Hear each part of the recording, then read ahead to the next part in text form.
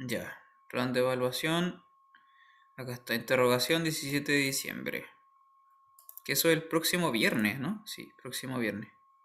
Claro. Ya, entonces a ver, control, video, acá, interrogación. Las interrogaciones se realizarán de manera sincrónica. El profesor dispondrá las preguntas, la cual deberá contestar en un máximo de 30 minutos. Máximo 30 minutos. Claro, son dos preguntas, claro. O sea, esta interrogación consiste, igual en los 30 minutos es harto tiempo, pero consiste básicamente en que son dos preguntas en las cuales yo le voy a preguntar por una definición, un teorema en primer lugar, algo corto, como un concepto, alguna cosa que haya que saber que sea importante para la teoría de la medida, y después una demostración ya que vas a tener que hacerlo ahí mismo. Ya, y yo voy a estar ahí como, no sé, mirándome los dedos mientras tú haces la demostración, ¿cachai? Eso ahí con un tiempo máximo. No creo que dure esos 30 minutos realmente, no creo que sea tan largo. Pero por si acaso se da ese tiempo. Ya, ¿Mm? Eso. muchas gracias. ¿Qué más dice aquí? No, cosas del examen. Ya.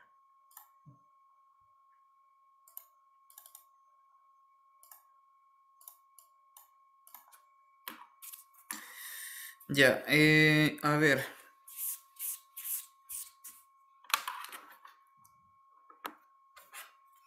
Entonces, para demostrar el teorema Radon-Nikodym, que ya es lo último que hay que hacer, vamos a necesitar un lema que es cortito, un lema bien cortito que dice lo siguiente. La demostración de Radon-Nikodym de hecho no es difícil, pero es un poco larga. Bueno, este lema es cortito, dice, si tienes, digamos, lambda y mu, ¿cierto? Dos medidas. En este momento vamos a pedirle que sean medidas, no asignadas, medidas. Dos medidas reales, ya en el sentido que no pueden valer infinito.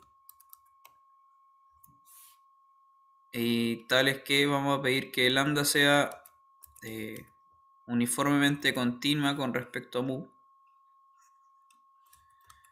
¿Ya? Entonces, si, bueno, entonces, no, está bien dicho. Si lambda es idénticamente no nula, ¿no? Es decir, que es una medida como tal, no es la medida nula, entonces existe un conjunto P medible, es decir, que pertenezca a la sigma álgebra de base, ¿cierto? Un conjunto P medible y existe un epsilon positivo, tales que se cumple esto, que la medida por mu de P es positiva y este conjunto es positivo, pero es positivo para esta otra medida, que es lambda menos epsilon veces mu, que esa es una medida asignada, ¿no? Para esa medida asignada este P es positivo. Entonces básicamente hay que concebir tres medidas, ¿no? Está lambda, está mu y está, bueno, esta otra, lambda menos epsilon veces mu. Las dos primeras son medidas y la última es medida asignada.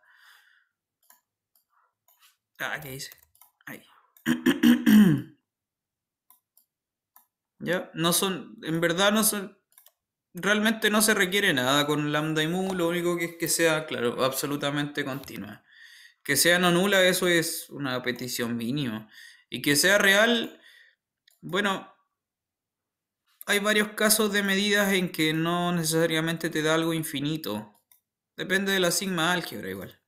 Por supuesto, depende de la sigma álgebra. Ya, demostración. La demostración es re interesante porque se demuestra de la siguiente forma. Tú para cualquier n natural, uno hace una descomposición de Han, ¿ya? Pero para la medida, entonces para n en n consideramos la medida asignada, esta medida asignada, que es la que, similar a la que está arriba, el lambda menos 1 partido por n veces mu. Naturalmente que es equivalente a tener lo que está ahí arriba, ¿no es cierto? Lambda menos epsilon mu y lambda menos 1 partido por n veces mu, ¿cierto? Si por la propiedad arquimediana este n y ese epsilon siempre van a estar relacionados uno con el otro. Entonces podemos construir la demostración a partir de los de n, no como un epsilon arbitrario, sino como una sucesión. Entonces, con esto básicamente es una sucesión de medidas asignadas, ¿cierto? Para cada n tengo una medida asignada distinta. Y para cada una de esas medidas asignadas distintas hacemos una descomposición de Han. ¿Ya? Entonces sea P sub n y n sub n, ¿no? El par del positivo y el negativo respecto a esa medida, descomposición de Han.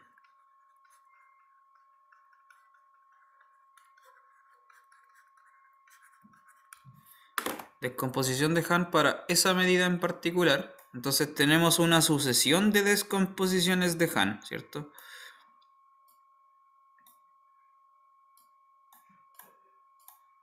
¿Ya? Básicamente tenemos una colección de conjuntos positivos y una colección de conjuntos negativos, ¿no? Que descomponen al omega entero y son disjuntos entre ellos.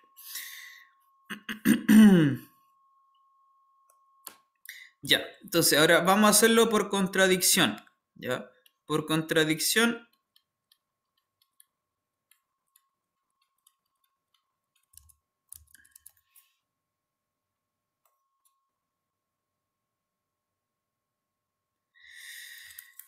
A ver, ¿qué es lo que hay que hacer? Por contradicción, mira, vamos a suponer por contradicción que alguno de estos loquitos, P sub n, a ver, yo quiero mostrar que, a ver, de nuevo, quiero mostrar que existe un P, ¿cierto? Medible con medida mu positiva. ¿Ya? Entonces, por contradicción, voy a ocupar uno de estos P sub n y voy a asumir que como son positivos para mu, voy a asumir, o sea, para esa medida asignada, voy a asumir que la medida por mu es 0. Asumiremos que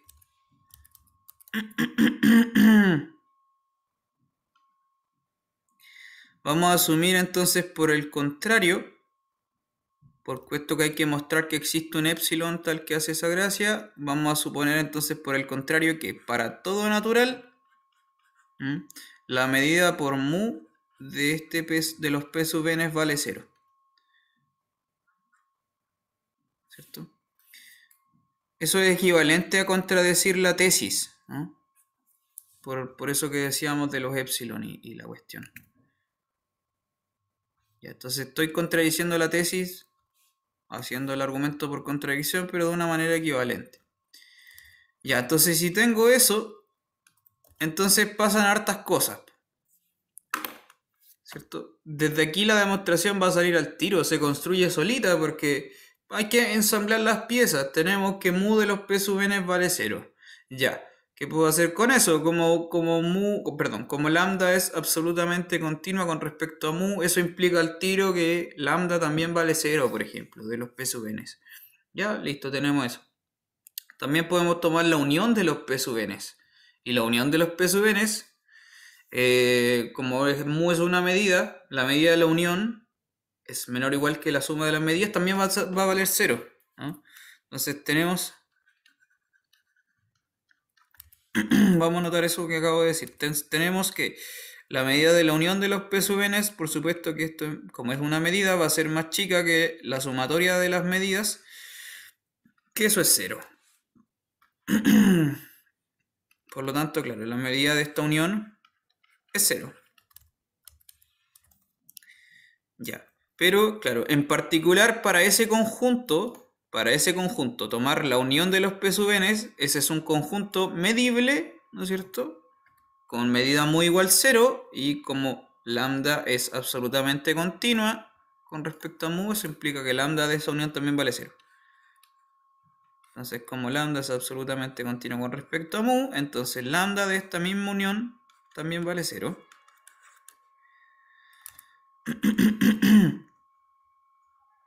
Pero, por otro lado, si ahora tomamos lambda de las intersecciones de las partes negativas de la descomposición de Hahn, esto nos va a dar una contradicción. Por otro lado, por otra parte, entonces vamos a mirar qué pasa con lambda de las intersecciones de las partes negativas. Entonces tomo lambda de las intersecciones de los n sub n. ¿Ya? Lambda de las intersecciones de los n sub n. Como cada uno de estos loquitos está metido dentro de los n sub n y lambda es una medida, entonces esto es monótono, ¿no es cierto? Esto va a ser más chico que lambda de nn.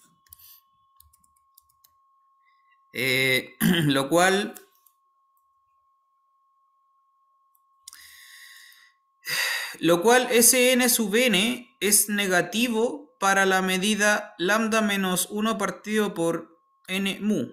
Entonces tenemos esto, ¿no? Lambda menos 1 partido por n mu evaluado en un n sub n, esto es menor o igual que 0. En particular esto significa que lambda de nn es más pequeño que 1 partido n mu de nn, ¿no? Entonces lo voy a acotar así, porque esto lo podemos acotar de esa forma. Es más chico que 1 partido por n mu de nn.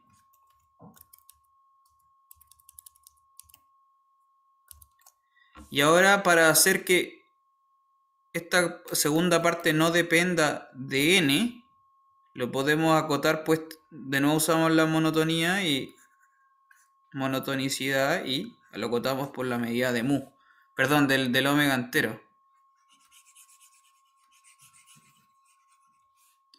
Lo acotamos por la medida del omega entero. Entonces esa cota superior que está ahí depende de 1 partido por n, entonces si hago tender en infinito, me resulta que la intersección de todas las cosas, bueno, va a ser 0.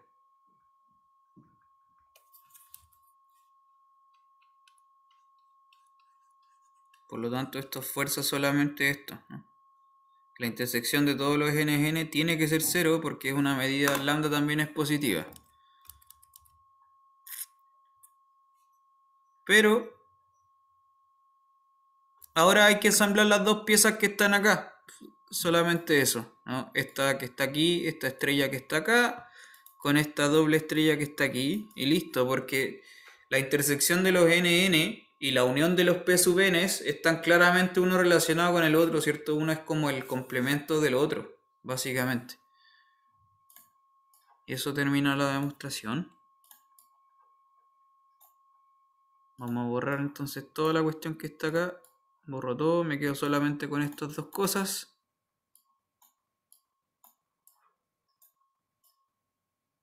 Tenemos esas dos cositas de ahí. Entonces finalmente, ¿cuál es la contradicción con esto? Finalmente,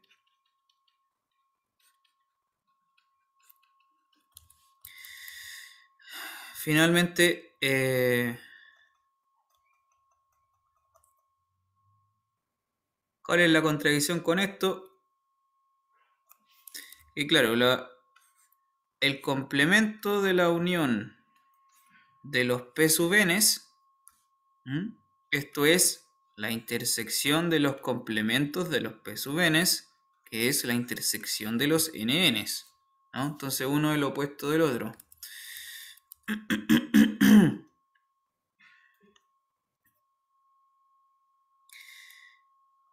¿Cuál es el problema con esto?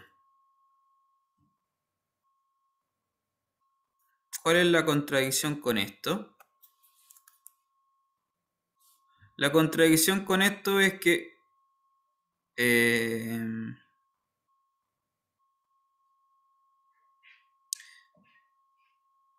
claro, la contradicción con esto es que, vamos a ver, si yo le aplico... ¿Qué necesito aplicar aquí? Mu o lambda, ¿cuál hay que aplicarle esto?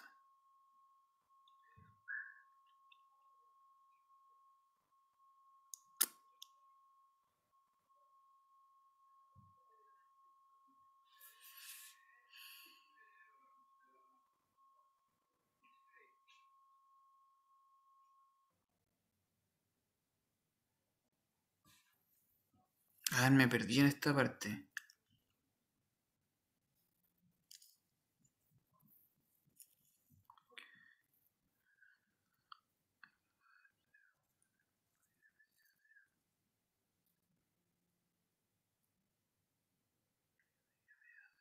Ya, sí.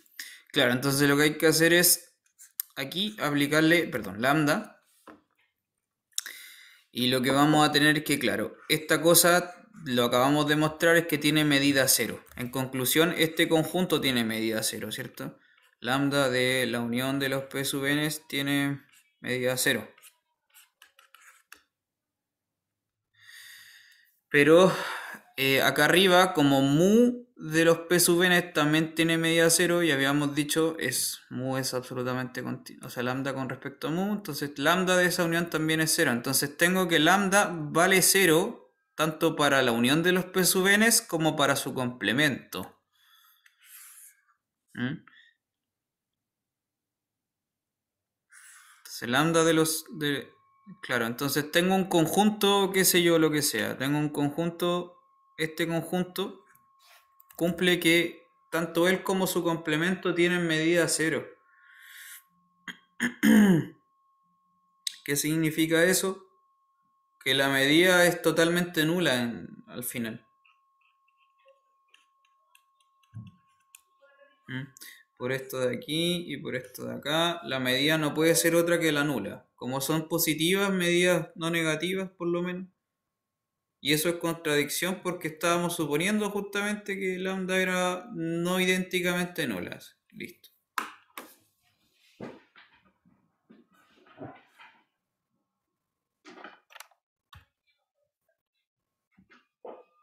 ¿Alguna pregunta con eso?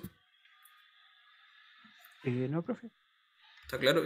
Ya, Sí. qué bueno, qué bueno, qué bueno. Ya, y con este lema ahora demostramos el teorema Radon-Nikodym. Y vamos a terminar con eso. Lo último entonces, que esto ya se lo había comentado. Bueno, ese lema es para demostrar este teorema. Igual es un lema interesante, a mí me parece interesante como por sí solo, pero lo vamos a ocupar para el teorema Radon-Nikodym.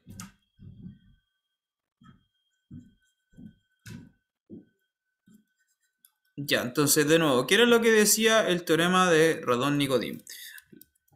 Que se los dije el otro día. Lo que uno tiene es, de nuevo, sean dos cosas, ¿cierto? Mu y lambda, de nuevo, dos medidas positivas.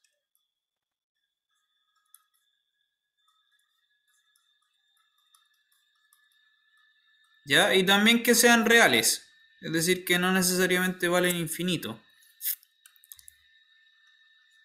Así que le vamos a pedir eso, más positivas y reales, en una sigma álgebra sobre una sigma álgebra A, ¿no? Lo de siempre, por supuesto. Ya.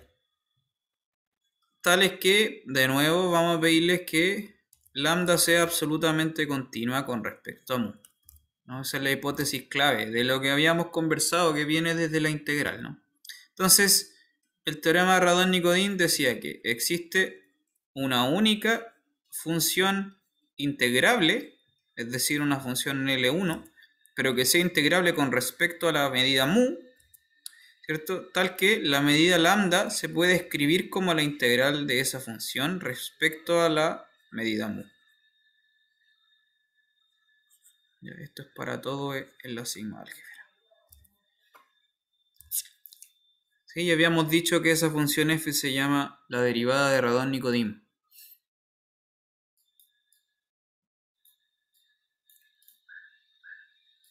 Ya. Bien, entonces, ¿cuáles son las hipótesis. Bueno, de nuevo, tenemos dos medidas, al igual que antes, tenemos dos medidas reales positivas, que son una absolutamente continua con respecto a la otra. Entonces hay que construir esta función f, que sea integrable, ¿no? Que sea L1 es sinónimo, ¿cierto? Que sea integrable con respecto a la medida mu. Y luego vamos a ver qué pasa con esa ecuación. Pero necesitamos todo esto de aquí. Más encima la unicidad.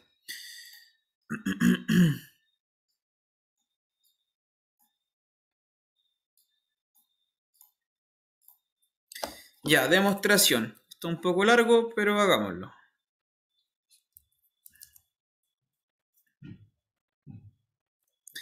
Demostración. Lo que se hace es considerar esta, vamos a llamarla así porque el libro lo anotan con esa H. Una H así como bien elegante, H, que son puras funciones que son positivas, medibles, ¿ya? Funciones definidas en omega que van a parar a R extendido, que son positivas, medibles, y esta condición es especial, que la integral de dicha función con respecto a la medida mu sea más pequeña que lambda, la medida por lambda de ese conjunto en el cual estoy integrando, y esto debe ocurrir para todo el conjunto en la sigma álgebra. La familia de las funciones que hace esa particularidad.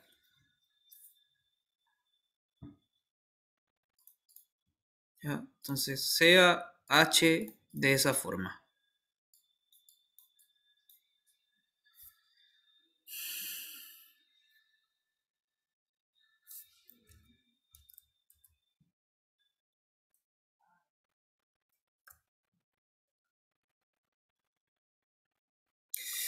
¿Qué es lo que vamos a hacer?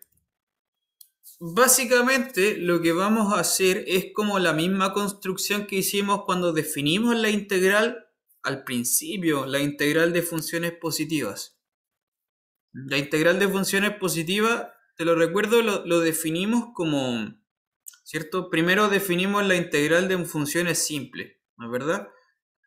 Y después tomamos como el supremo de esas integrales de funciones simples. El supremo que esté como por debajo de la función. Aquí es algo muy parecido. Estamos tomando como las integrales que están por debajo de lambda de funciones positivas. No es simple, pero es como la misma idea en esencia. Entonces, básicamente, el adelanto es que vamos a hacer algo similar, que es tomar el supremo de este conjunto y, bueno, ver qué pasa con ese supremo. Ese supremo sí que nos va a ayudar.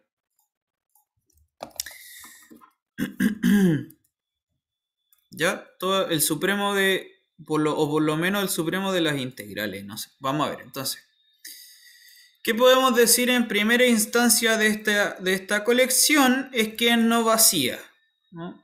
Claramente esta cosa es no vacía porque la función nula como tal, ¿cierto? Es una función mayor o igual que 0, medible y cumple todo. Listo. Entonces, la función 0, que yo la anoto así siempre, 0 con gorrito, es una función que pertenece a este conjunto, a esta familia. ¿Ya? Por lo tanto, eso demuestra que esta cosa es no vacía. Ya. Eso es algo básico, porque si fuese vacío está todo malo. Ya, como es no vacío, entonces tiene cosas adentro. Vamos a tomar una sucesión de estas funciones. ¿Ya?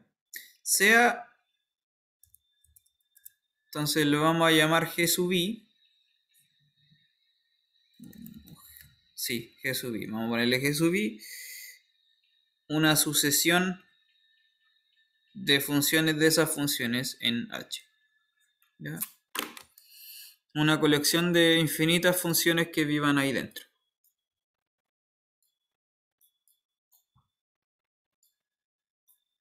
Ya, para esa colección vamos a tomar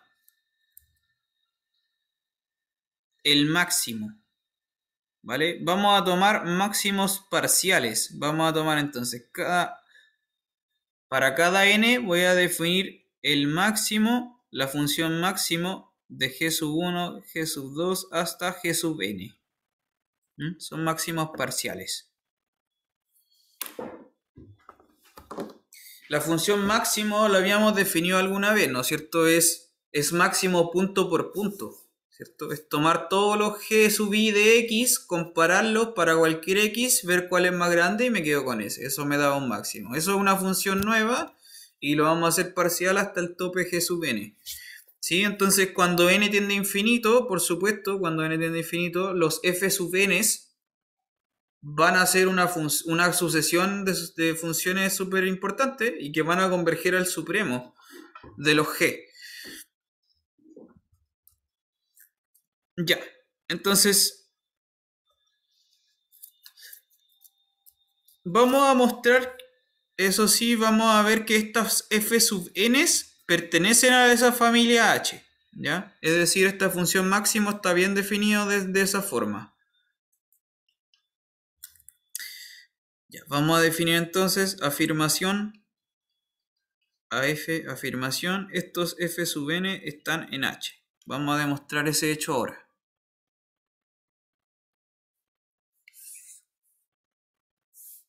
Espera un poquito. Voy a mover esto, ya. Demostración de la afirmación. Vamos a definir una sucesión de conjuntos. A sub 1 va a ser el conjunto de, bueno, todos los x en omega, tales que le vamos a pedir que el primer conjunto, el g sub 1, sea igual al f sub n. ¿Ya? Es el conjunto de todas las x para las cuales el máximo está en el g sub 1. Todas las preimágenes que su máximo cae en el g sub 1. Está representada por el g sub 1. ¿Ya? Y en general,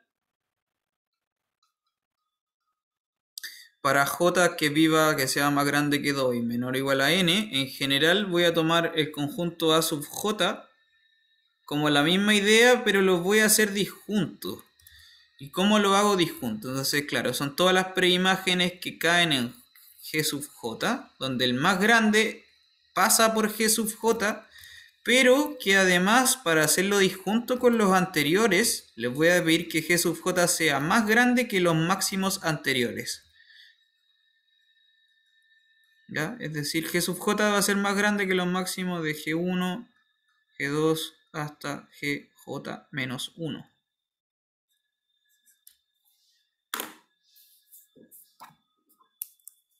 Sí, entonces lo que estoy haciendo básicamente es como particionar el espacio omega, ¿cierto?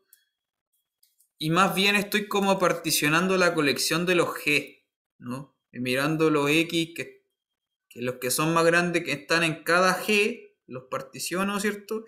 Pero más aún estoy haciendo una partición de conjuntos que sea disjunta. ¿Por qué hago eso? Porque ahora puedo tomar la unión de todos ellos, pues. Y la unión de todos ellos me tiene que dar el omega entero.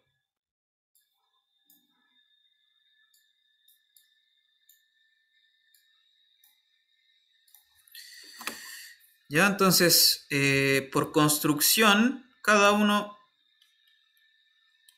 de estos... Perdón, me faltó la construcción. Por construcción, cada uno de los A sub j es disjunto. No, sí, bueno, eso. Es disjunto con el otro. Con cualquier otro A sub j y, claro, la unión me da el omega completo.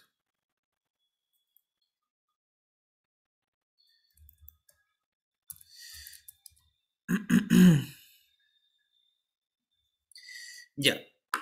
Entonces, si me da el omega completo, lo que voy a hacer ahora, para probar que los f sub n están en la colección H, recordemos por definición la colección H era que las integrales de los fn tendrían que ser más pequeños que lambda. Entonces hay que tomar la integral de los f sub n y ver que, claro, efectivamente En el dominio de integración, eso es más pequeño que lambda. Con esta partición vamos a poder demostrar ese fenómeno. Entonces, voy a achicar esto. Estos A sub j nos van a ayudar a ese propósito.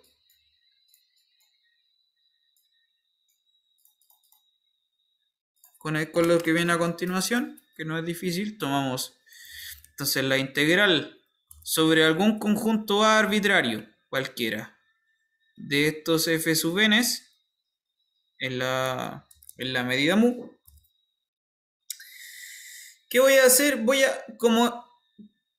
Como tengo esto, tengo esta partición de omega, si yo pesco esto y lo intersecto con el conjunto A, tengo una partición del conjunto A, ¿sí? Para cualquiera. Como tengo una partición de omega, tengo una partición de cualquier subconjunto de omega. Entonces, esto es lo mismo, entonces, por consiguiente, que tomar la integral sobre la unión de estos loquitos, de los A sub j inter A, ¿no? Es la partición.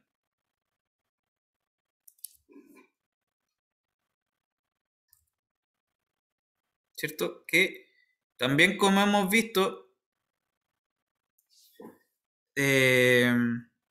la integral sobre una unión disjunta es una sumatoria de integrales para cada A sub j inter A.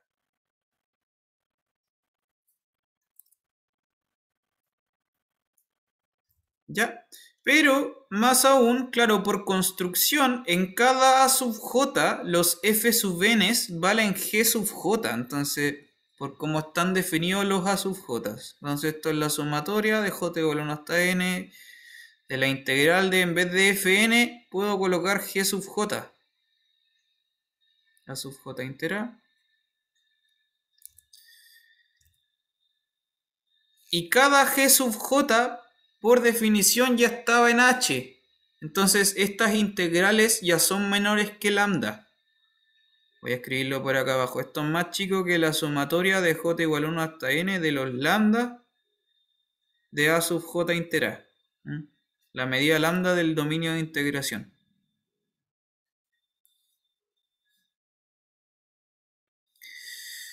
Ya, pero como lambda también es medida y estos conjuntos son todos disjuntos, esto es ni más ni menos que lambda de A. ¿Sí? Eso termina de demostrar la afirmación. Entonces, tomar esos máximos parciales se preserva dentro de esta familia H.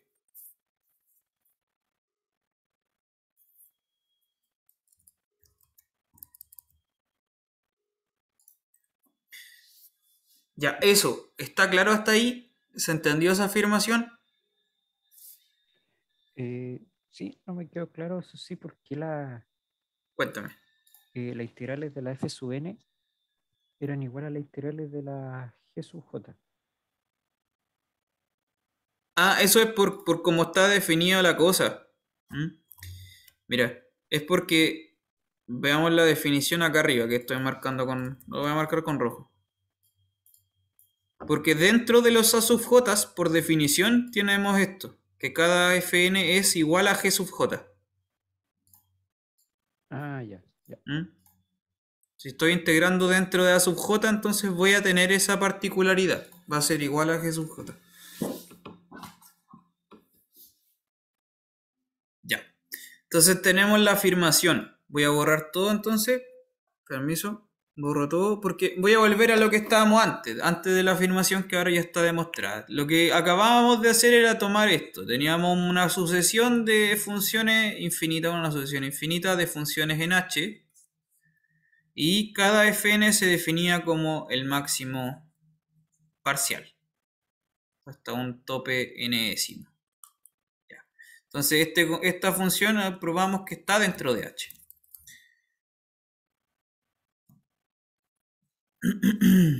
¿Qué podemos hacer ahora? Bueno, hacemos tender n a infinito, como estaba diciendo. Si haces tender n a infinito, ¿qué es lo que va a pasar?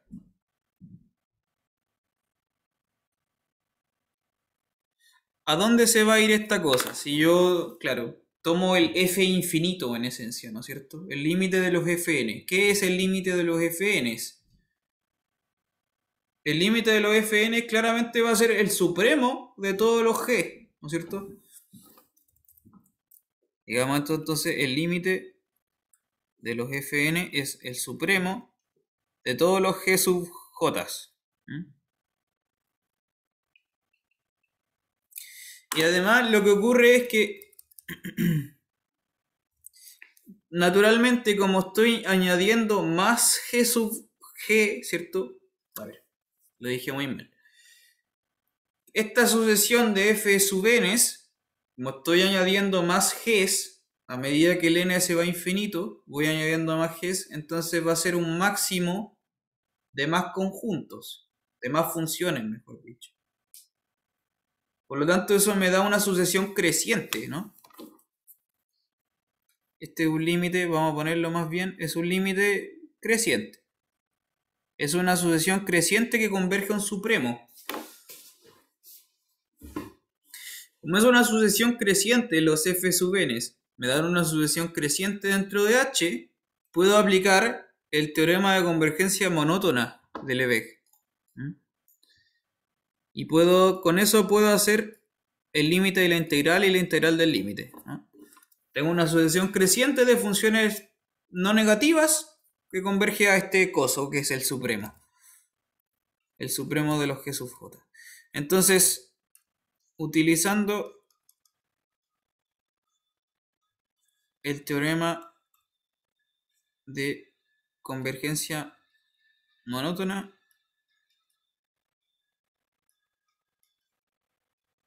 ¿qué es lo que vamos a concluir entonces con el teorema de convergencia monótona? Vamos a concluir que ese límite también es una función que está dentro de H.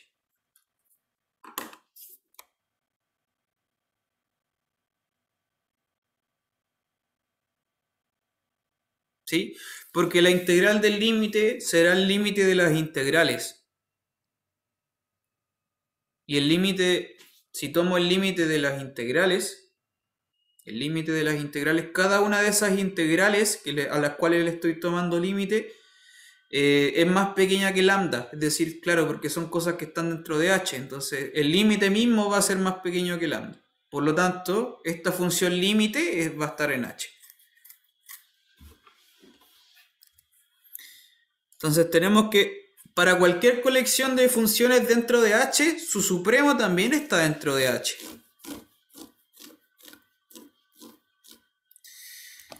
Ya, entonces ahora, repito, para cualquier sucesión de funciones dentro de H, su supremo está dentro de H.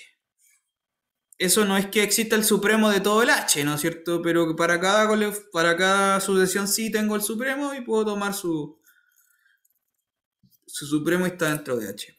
Lo que sí también podemos tomar es, además,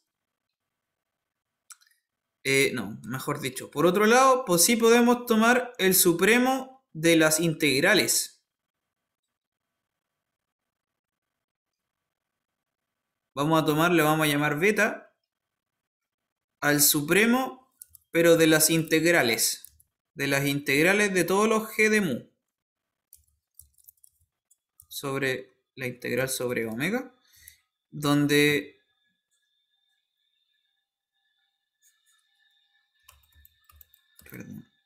tal que el g es tomado arbitrario dentro de H.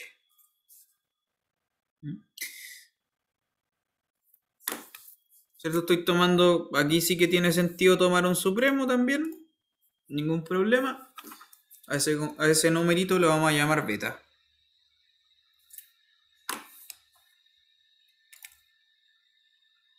Observa que beta es un número real. Tiene que ser un número real, no puede ser infinito. ¿Por qué no puede ser infinito? Repito, porque por definición en H, esas integrales g, de las integrales de esas g, como g están en H, esas integrales están acotadas. Están acotadas por lambda de omega. Y lambda, en la hipótesis, lambda no va a valer infinito. Ya, entonces, Permiso, voy a borrar esto. Este lambda es un número real. Por si acaso se comporta bien. No es que en ningún caso va a ser infinito con la hipótesis que tenemos.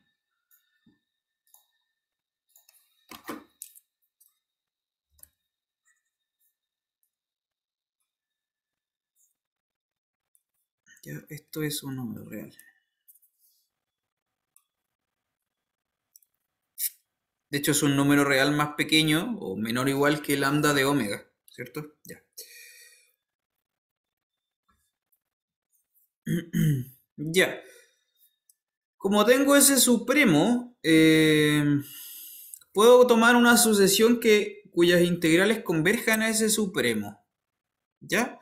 Entonces ahora, como construí este supremo beta, voy a tomar una sucesión que la vamos a llamar f sub n. Sí, sucesión en h.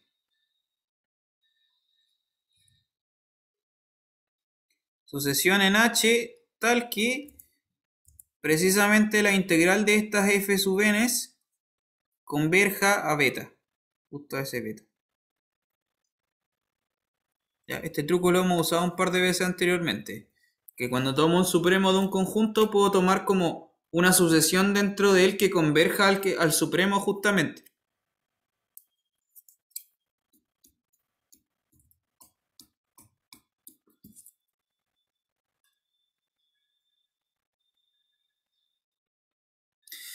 Ya, ¿por qué hago esto? Porque ahora puedo, entonces, es como el juego inverso, no sé si cachaste. Al principio lo que hicimos fue tomar una sucesión de elementos, de funciones en H y ver que el supremo está en H.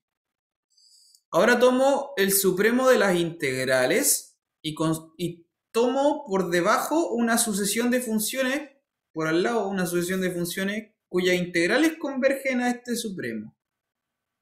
¿Ya? Entonces ahora vamos a tomar el límite de esas f sub n, que a priori no hemos dicho nada del límite. Perdón, vamos a tomar el supremo. ¿Ya? Ese supremo va a ser nuestro f del teorema, o sea, f el supremo de estos f sub n. Ese es el f que hay que encontrar de hecho en el teorema. Había que encontrar una función integrable tal que cumpla lo que necesitamos. Y esta es esa función integrable. Es el supremo de cualquier sucesión cuyas integrales convergen al supremo de las integrales de las funciones de h. Mucho supremo por aquí. ¿Ya? Y como hemos dicho entonces, esta función f, como es un supremo de funciones de h, esto está dentro de h. Es decir, que la integral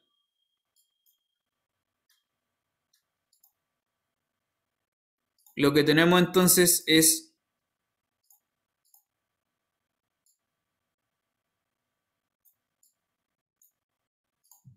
dos cosas. Tenemos, bueno, harta información tenemos realmente de esto. Como esta función está dentro de h, tenemos desde aquí que la integral de f en de mu para omega es menor o igual que a ver, no, espera, ¿de qué estoy diciendo? No es necesario.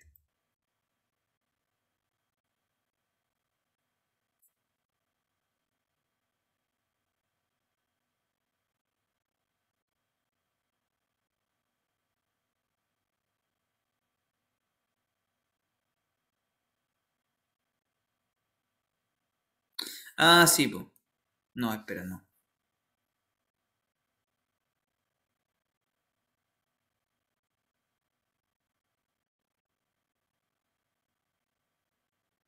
Sí, o sea, claro, como estoy tomando esta función como supremo, esta función acota a cada uno de los fn, entonces puedo aplicar también el teorema de convergencia dominada de Lebesgue.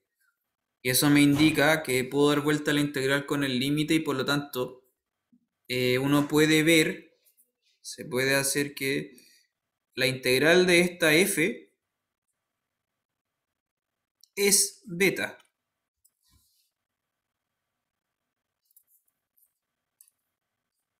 ¿Mm? Por el teorema de convergencia dominada.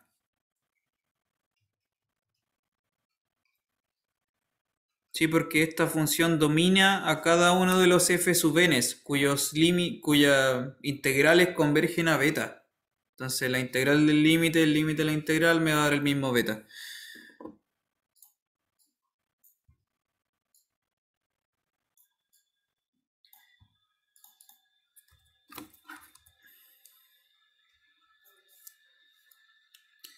Ya en particular lo que tenemos es que, claro, este beta, pero lo que tenemos es que este beta es, como he dicho ya anteriormente, más chico que lambda de omega, que es finito por hipótesis. Esto implica que por lo tanto la integral de la f es finita, lo que significa equivalentemente que f es una función en L1 para mu. ¿Ya? Tenemos como una gran parte del teorema demostrado entonces. Tenemos la función, la derivada de Radon-Nikodym, que es una función en L1. Falta ver lo último. ¿Ya? Que lambda se puede escribir como la integral de esta función.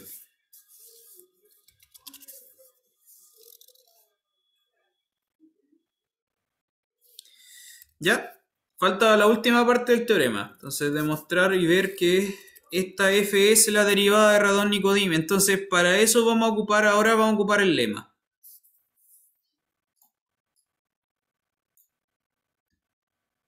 Ya. Entonces ahora veamos ahora que f es la derivada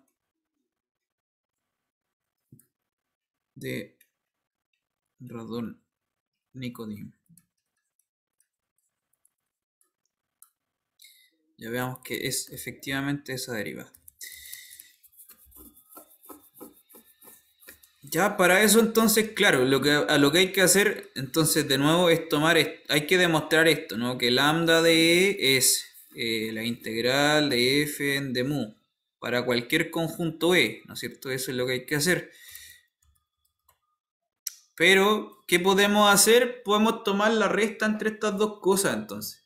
Lambda menos esa integral, que es una resta de dos medidas. Como es una recta de dos medidas, me da una medida asignada. Pero de hecho es una medida positiva, porque las integrales son más chicas que lambda. Al menos porque f está dentro de h. ¿Listo? Entonces, efectivamente se va a cumplir. Entonces, sea, la vamos a llamar nu de esa resta. Lambda de menos la integral de f en d mu sobre e. ¿No? Entonces, nu es una medida.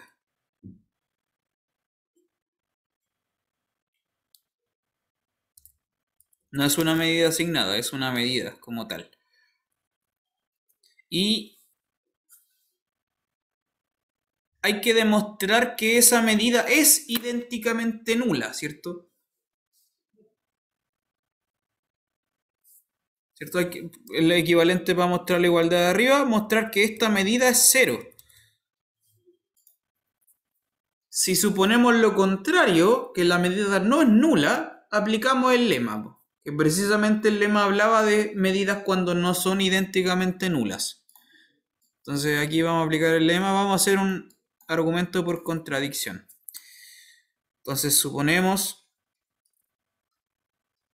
por contradicción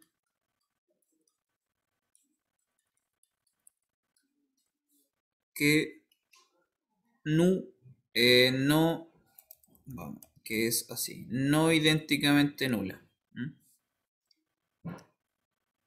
Ya. Entonces aplicamos el lema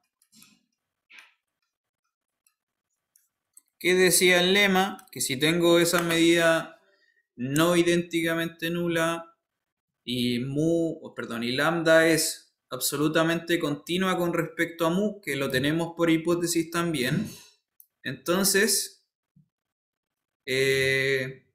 aparecía, ¿cierto?, un conjunto P y un epsilon, tal que una medida de resta me daba con un conjunto positivo.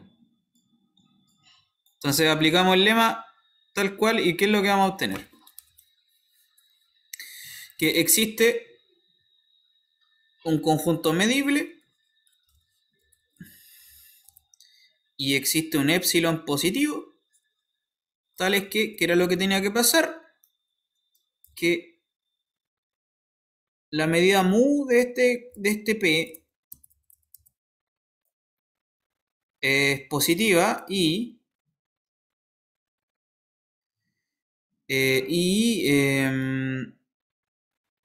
P es positivo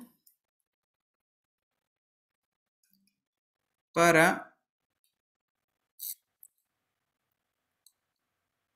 esta medida asignada, ¿no es cierto? Que es nu menos epsilon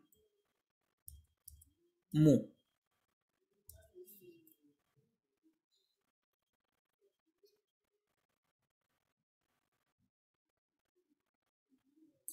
Claro, nu menos epsilon mu.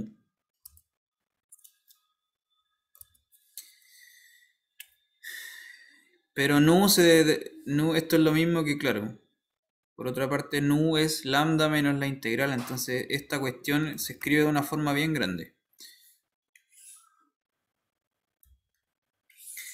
Ya nos queda poquito la demostración, porque ahora que tenemos esto, la contradicción de esta parte viene de, como P es positivo, cualquier subconjunto de él tiene medida positiva. Entonces, así, para todo conjunto medible, cualquier subconjunto de P, es decir, tomo un E inter P, va a ocurrir que nu menos epsilon mu de E inter P, esto es positivo, mayor o igual que 0, al menos no negativo, ¿no? Pero nu nu menos epsilon mu, ¿qué significa eso? Nu menos epsilon mu, eso significa tomar lambda de E inter P menos la integral sobre E inter P de la función menos epsilon mu de E inter P.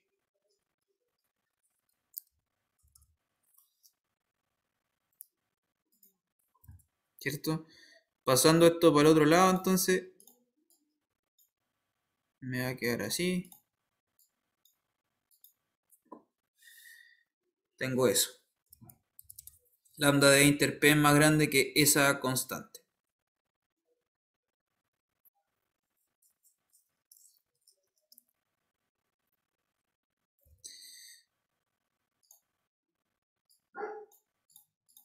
Eso es porque, repito, porque la cosa era positiva, ¿cierto?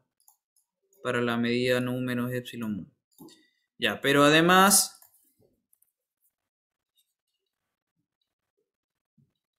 como F estaba en la colección H, además, por otra parte, vamos a tener además que lambda de la resta E menos P también es mayor o igual que la integral de F en ese mismo conjunto, E menos P. Entonces ahora si sumamos las dos desigualdades, vamos a estar listos con la demostración. Ahora hay que sumar esta. Esta estrella y asterisco.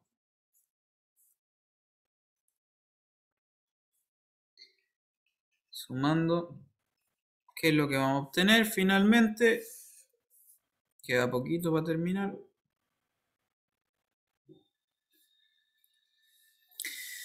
Finalmente, entonces, la suma de la intersección, lambda de la intersección más lambda de la resta me da lambda de la suma.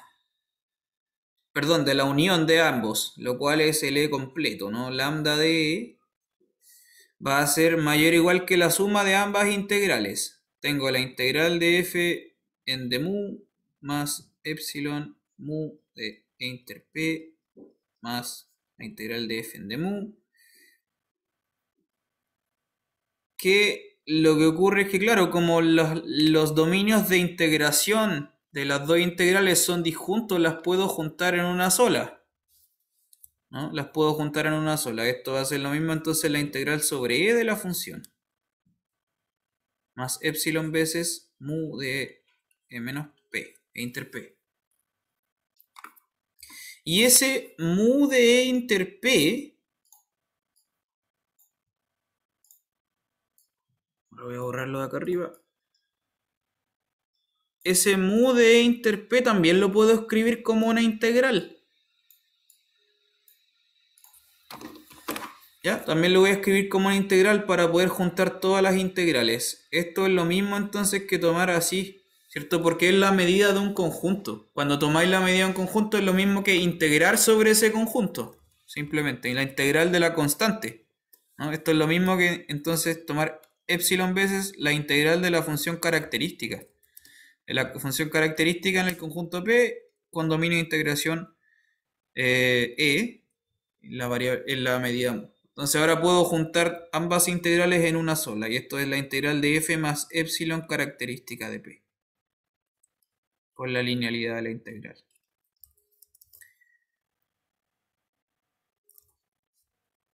Entonces, ¿cuál es la conclusión? Que esta funcioncita f más epsilon xp está dentro de h.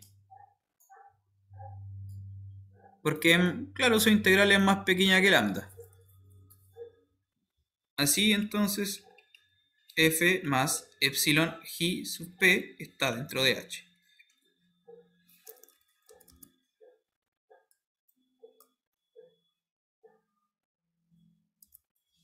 Ya está dentro de h. Ahora, y esto me termina dando una contradicción por lo que voy a escribir a continuación. Porque si tú a su vez tomas la integral sobre omega de esta cuestión, en de mu, pero la integral sobre omega de esta cosa, de nuevo, por la linealidad de la integral, esto es la integral sobre f más epsilon veces la integral sobre g, de mu, integral omega. Como hemos dicho, la primera integral era beta. Y por el otro lado tengo beta más epsilon por, ¿qué es esto de acá? Es la medida de p. Pero la medida de p es positiva, entonces esto es mayor estricto que beta. Y eso es una contradicción, porque beta era el supremo de las integrales en h. Entonces encontré eso es imposible, una función que esté en h cuya integral sea más grande que beta es imposible. Listo. Eso termina la demostración.